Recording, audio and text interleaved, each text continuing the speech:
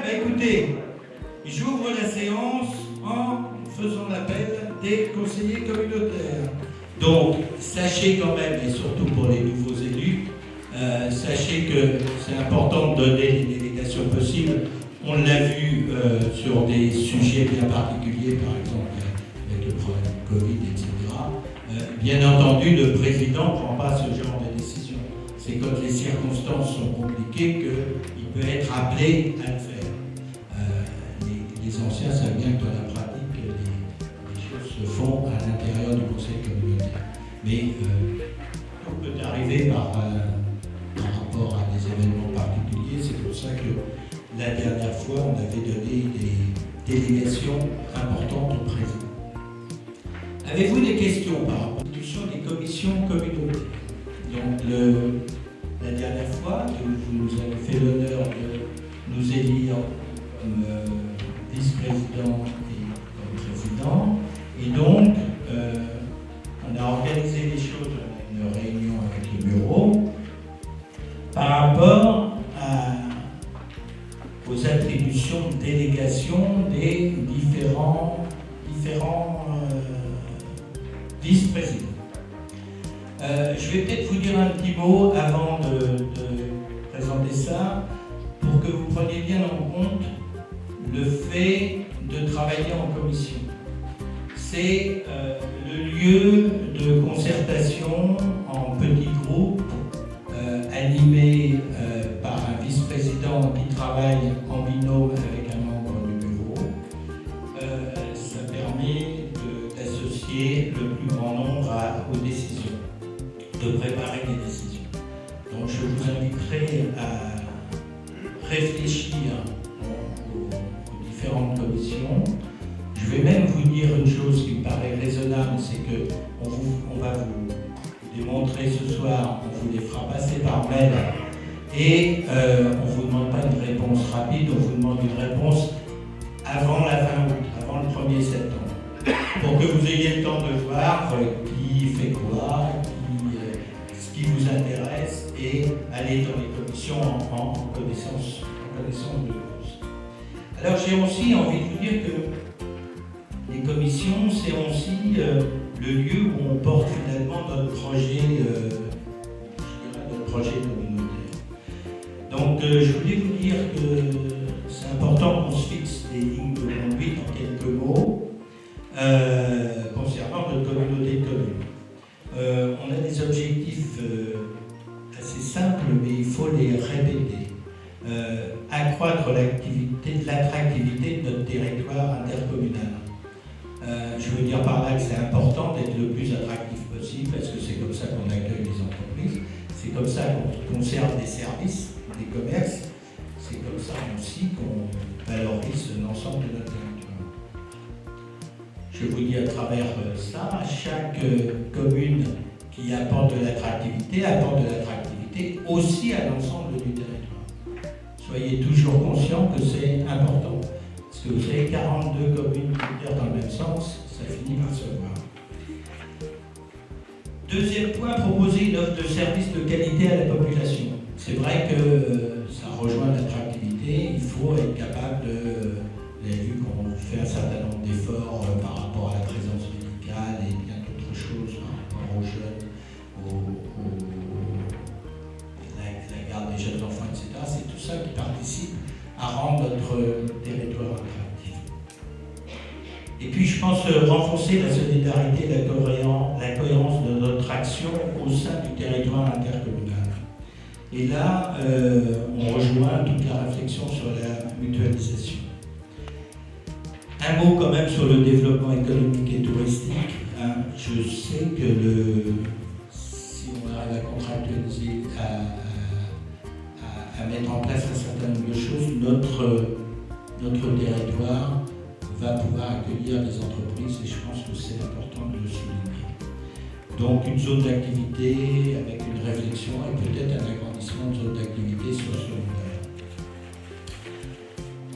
La réalisation d'équipements touristiques structurants, ça je pense que c'est important et j'y mets dedans tout ce qui concerne le véloroute, l'aménagement du canal de Brélatombe, la création d'une maison des promenades, la maison de la nature, tout ça rentre dans l'attractivité de notre territoire. C'est pour ça que ce sont des objectifs importants pour le mandat qui arrive. Je vous rappelle aussi l'aménagement de l'espace. On aura à travailler sur le PLUI, on aura à reprendre le dossier. Je vous ai dit qu'on se donnera du temps pour ça, il n'empêche que le travail est quand même devant nous. Au titre de l'aménagement de l'espace et surtout de l'urbanisme, donc c'est l'intercommunalité qui gère les dossiers d'urbanisme pour vos communes. Je vous rappelle que c'est toujours le maire qui signe les permis de construire. Je suis conscient qu'on a des marges de progrès à faire. On a à travailler avec des compétences beaucoup plus pointues sur les dossiers délicats, l'urbanisme est toujours un sujet qui peut être un sujet de contentieux avec nos habitants. Un petit mot quand même sur l'habitat. La création d'une plateforme territoriale de rénovation énergétique, c'est un objectif affiché. Il faut aussi que l'on se donne les moyens pour aller au plus près de nos habitants et pour leur donner envie d'améliorer leurs habitations. Pour revaloriser nos centres-bourgs avec l'aide de l'État. Vous pouvez contacter les uns les autres par les services de l'État, par exemple. Sachez que c'est une vraie opportunité et que c'est un dossier qu'on a porté au titre des ateliers de territoire. Voilà.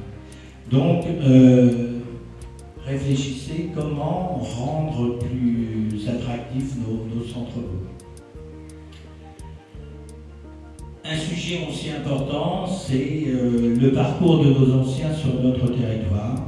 Je pense que ça à prendre en compte. Il y a différents projets. Il y a le projet de la résidence, il y a un projet à Donne-Marie-Dompigny.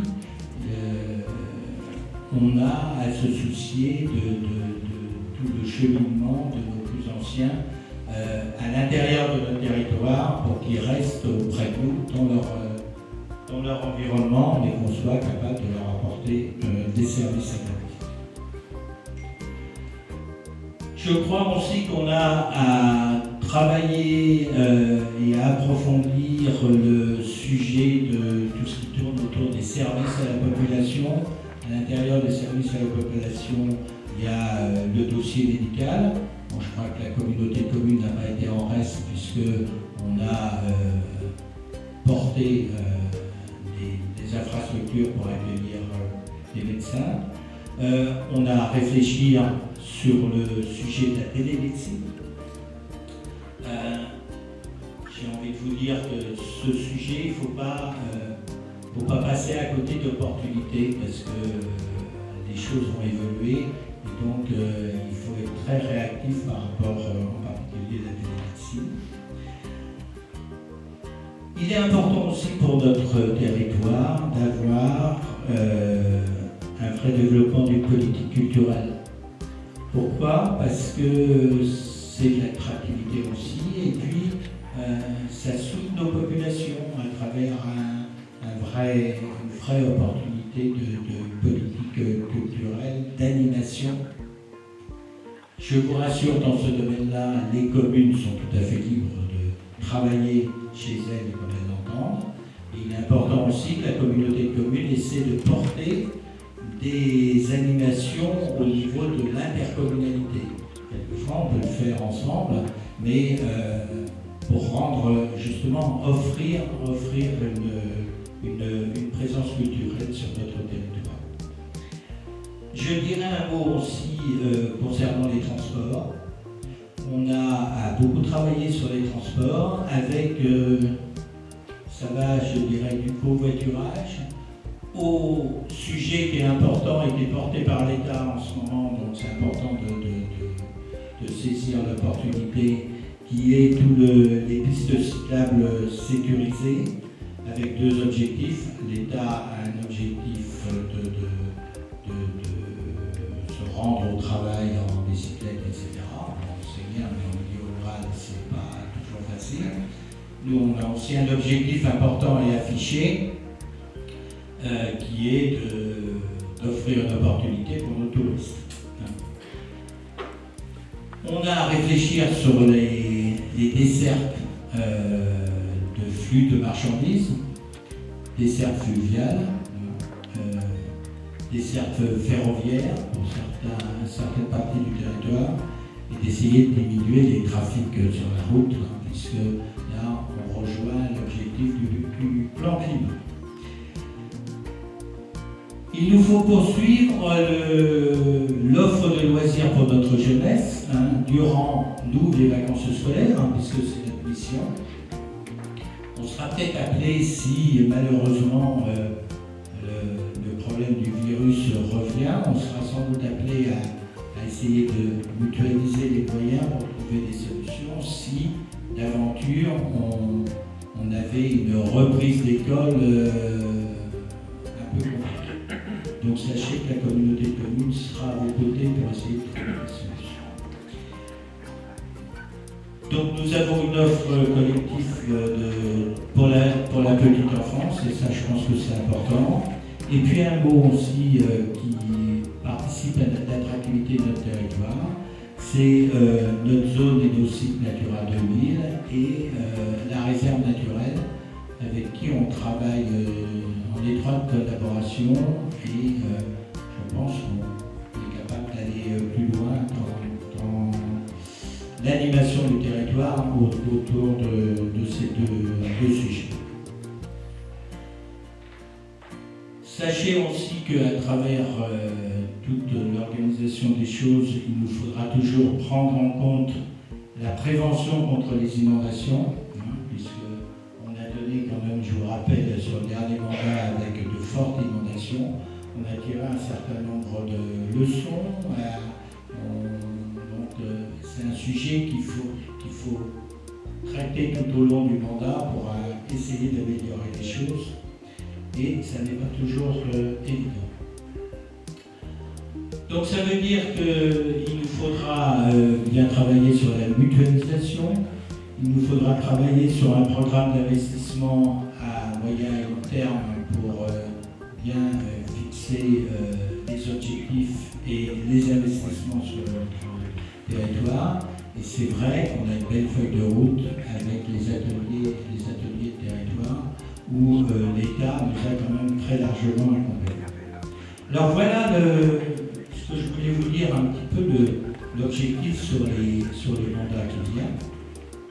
Alors maintenant, on va vous présenter les délégations des vice-présidents. Les vice-présidents qui ont en charge un certain nombre de choses et les domaines des commissions. D'accord ? Non, mais pas que le sport, c'est la transition énergétique. Alors la transition énergétique, c'est important. Ça comprend aussi tout ce qui est tout l'objectif là, que j'ai dit tout à l'heure au titre de la transition énergétique. Ça comprend aussi au niveau du bureau Didier Fenouillet qui est dans la salle, qui va travailler en collaboration avec Naline pour le plan climat-énergie. Donc vous aurez une autre commission. Alors, comme Alain s'est pris les pieds dans le tapis, demain, on vous donnera l'ensemble des commissions rectifiées. D'accord ? Donc je vois une erreur chez Naline, il y en a peut-être d'autres ailleurs.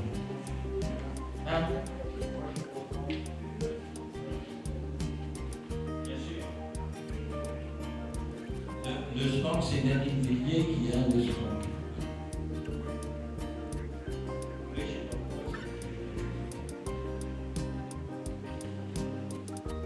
Ça vous permet de visualiser, et vous donnerez à Alain les délégations de chaque vice-président, avec les commissions de main. Ok ?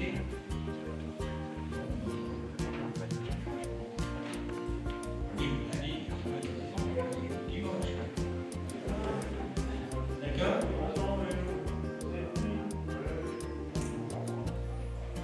C'est important pour vous, donc le travail par rapport aux commissions Les vice-présidents vont travailler avec un membre du bureau en binôme. Parce que vous avez vu que les vice-présidents ont quand même des responsabilités importantes et ça permet de travailler à deux sur les commissions. Les commissions, c'est vous qui les ferez vivre. Je vous le dis, c'est important, c'est l'endroit où on travaille d'une façon concrète sur les dossiers. Ne l'oubliez pas. Vos souhaits avant le 1er septembre, ça vous paraît raisonnable? Le conseil que je vous donne, allez là où les sujets vous intéressent et concentrez-vous sur les deux commissions qui vous intéressent le plus. Derrière, il y a des soirées à passer. Voilà, avez-vous des questions? Le SMEP, pardon, je me perds. Le SMEP, donc, c'est un syndicat que l'on a avec le Grand Provinois, où on a travaillé sur le SCOT, le schéma de cohérence territoriale, qui est arrivé pratiquement à son terme parce qu'il va être en enquête publique. Ça, c'est le premier volet. Le deuxième volet, c'est la gestion donc, des gens du voyage. Donc, c'est aussi un lieu d'échange avec le Provinois sur ces sujets-là. Membres du bureau qui constituent le bureau de vote, de vous préparer et de vous organiser. Voilà. Allez Alain, c'est parti. Qu'est-ce que vous avez comme papier Alain? Parce que j'ai peur de me mettre à chanter. Le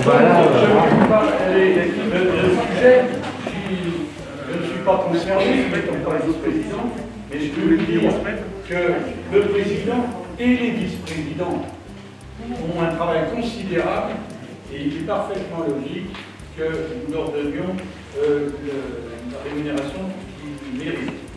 Donc, l'indemnité du président, l'indemnité mensuelle maximale étant de 2625,35 €, soit 67,5% de l'indice brut terminal de l'échelle indiciaire de la fonction publique. Ne me demandez pas ce que ça veut dire, je ne sais pas.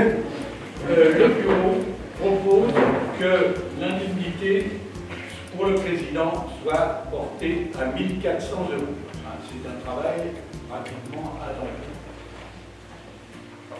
Pour les vice-présidents, l'indemnité mensuelle maximale étant de 961,85 €, soit 24,73% de l'indice brut maximal de l'échelle indiciaire de la fonction publique, le bureau propose qu'elle soit portée à 700 € pour tous les vice-présidents.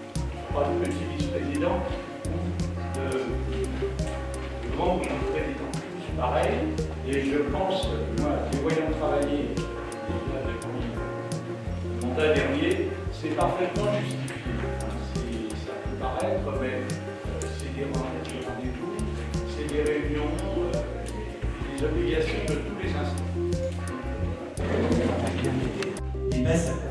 Et vous avez la vallée Japon. Voilà, et donc vous êtes sur le bassin versant, côté Choula. Et c'est à ce titre-là que vous êtes rattaché à ce syndicat de rivière. Non, vous perdez rien, simplement, s'il y a des travaux à faire chez vous, c'est à travers ce syndicat-là. Voilà, c'est ça la raison. Je vous remercie. Alors,